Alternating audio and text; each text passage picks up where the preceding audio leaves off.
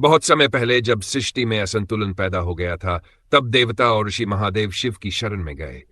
महादेव, जो संहार के देवता और सृष्टि के संरक्षक भी हैं, ने तब एक ऐसा कार्य किया जो आज भी शिव की करुणा और पराक्रम का प्रतीक है। ये कथा त्रिपुरासुर और महादेव के त्रिपुरांतक स्वरूप की है। त्रिपुरासुर एक शक्तिशाली असुर था, जिसने कठोर तपस्या कर भगवान ब्रह्मा को प्रसन्न किया। ब्रह्मा ने उसे वरदान दिया कि वह तब तक अजेय रहेगा जब तक उसकी 3 नगरी सोने, चांदी और लोहे से बनी एक साथ नष्ट न हो। इसके अलावा ये तीनों नगरी केवल एक ही बाण से नष्ट हो सकती थी।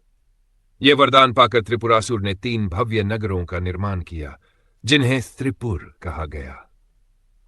वरदान के घमंड में त्रिपुरासुर ने तीनों लोकों में आतंक मचाना शुरू कर दिया। उसने ऋषियों के यज्ञ बाधित किए, धर्म को समाप्त करने की कोशिश की और देवताओं को पराजित कर दिया। देवताओं ने त्रिपुरासुर के अत्याचारों से मुक्ति के लिए भगवान शिव की शरण ली। शिव उस समय कैलाश पर्वत पर ध्यान में लीन थे। देवताओं की प्रार्थना सुनकर उन्होंने त्रिपुरासुर का विनाश करने का आश्वासन दिया, लेकिन यह भी कहा कि इसका समय तभी आएगा जब त्रिपुर के तीनों नगर एक सीध में आएंगे।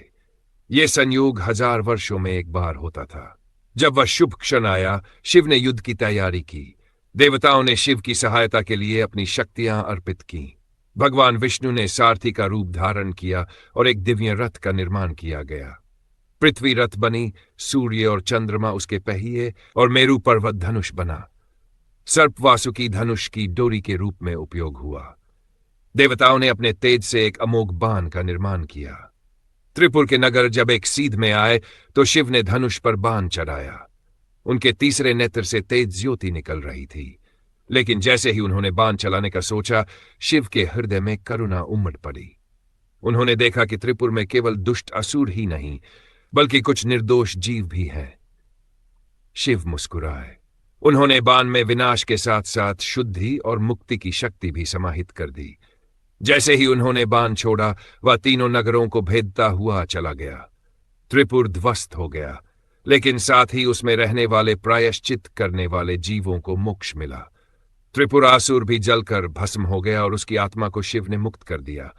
त्रिपुर के अवशेषों से शिव ने भस्म विभूति का निर्माण किया, जो जीवन की नश्वरता और सत्य का प्रतीक है। इस महायुद्ध के बाद शिव त्रिपुरांतक के रूप में प्रसिद्ध हुए। देवताओं ने उनकी स्तुति की, लेकिन शिव किसी भी प्रशंसा से परे अपने ध्यान में लीन हो गए। यह कथा हमें सिखाती है कि महादेव केवल विनाशक नहीं, बल्कि सृष्टि के पुनर्निर्माण और मोक्ष के प्रदाता भी है। उनका हर कार्य धर्म, करुणा और सत्य का मार्ग प्रशस्त करता है।